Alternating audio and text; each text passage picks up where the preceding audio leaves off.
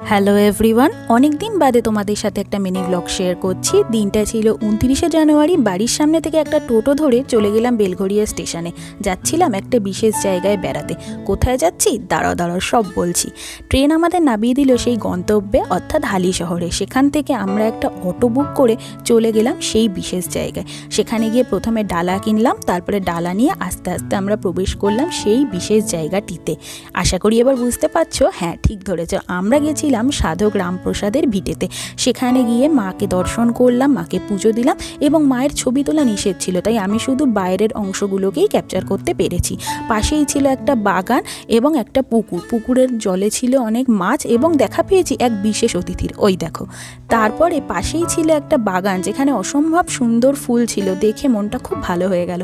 বাইরে বেরিয়ে আমার এক চার পেয়ে বন্ধুকে বিস্কিট খাইয়ে নিজে একটু চা বিস্কিট খেয়ে এনার্জি বাড়িয়ে পরবর্তী গন্তব্যের দিকে রওনা দিলাম।